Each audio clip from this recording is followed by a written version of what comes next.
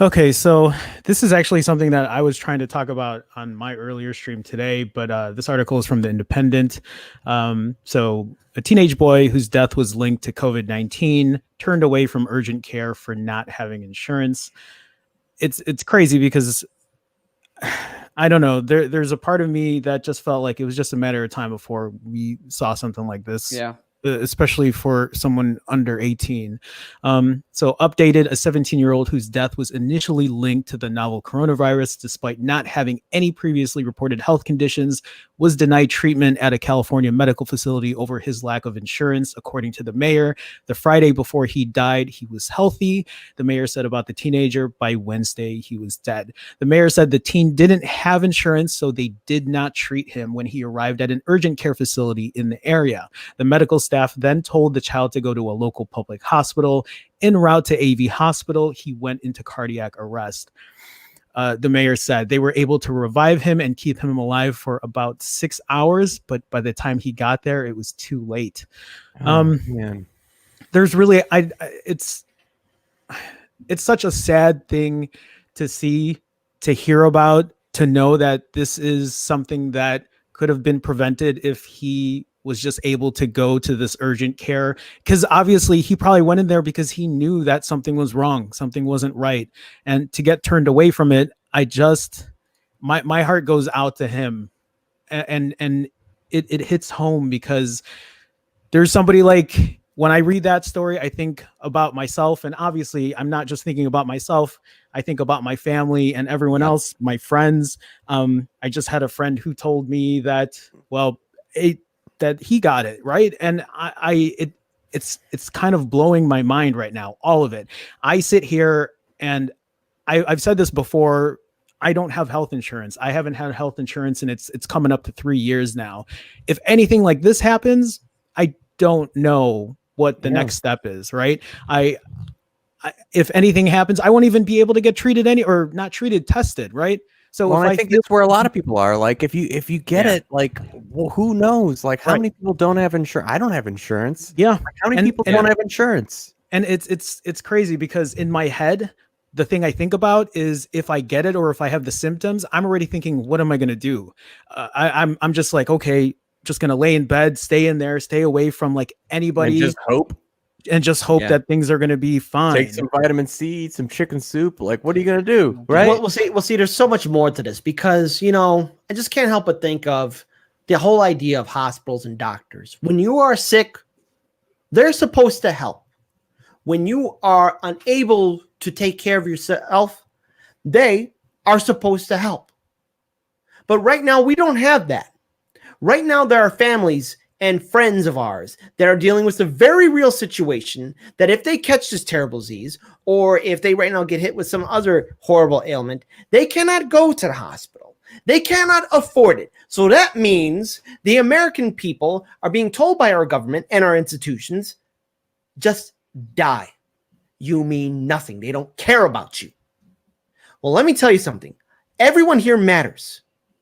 And all the people that are passing away, we have to fight harder for them because we are dealing with a system of negligence, inept leadership, malice, stupidity. It's everything horrible, everything stupid.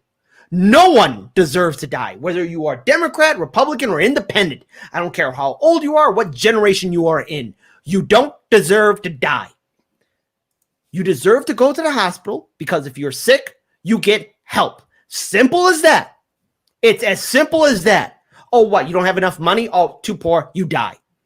That is not the actions of a democracy.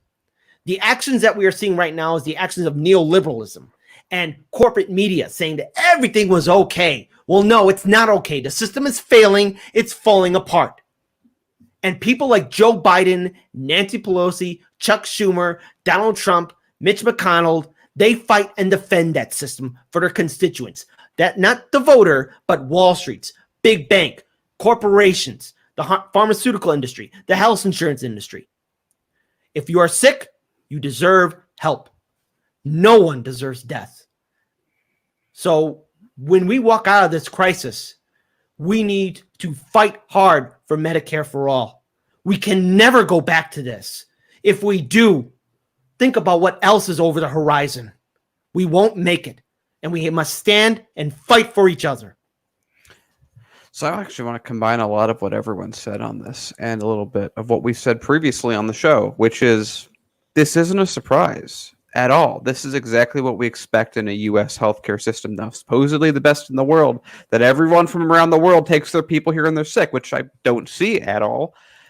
In fact, I see better outcomes happening everywhere. This was the issue I had originally. This was the biggest flaw of the way the U.S. dealt with coronavirus in the first place, which was, doesn't matter if you're flattening the curve or you're not. If the whole point of flattening the curve is making it so the hospitals can absorb the number of people in, well, you're forgetting that most people's healthcare is tied to their job. And what just happened to what's about to happen to even more people? They got kicked out of work. They know people that had health insurance a few weeks ago no longer have it today. And that's going to keep growing and growing at the same time the pandemic does. So the issue was not even this curve with the hospitals and whatever, and that's a part of it that we're trying to deal with. But in reality, it's a piece of Swiss cheese to start with. The problem is that most of the people that are going to get sick, that are, again, if you have Medicaid, I mean, there you have something. But for most people, 75 million people that don't have insurance are the people that are going to get turned away from this. The curve never mattered. They were never going to get treated to begin with, because if you go into a hospital, the first thing they go is, let me see your wallet. That's the thing we have to check first. Absolutely. Let's see if we can get things to change from that, right? I mean, on the one hand, it's not like you're advocating for everyone just ignore stay-at-home orders and just everyone try to get infected right away. Like, that's not what anyone's advocating for.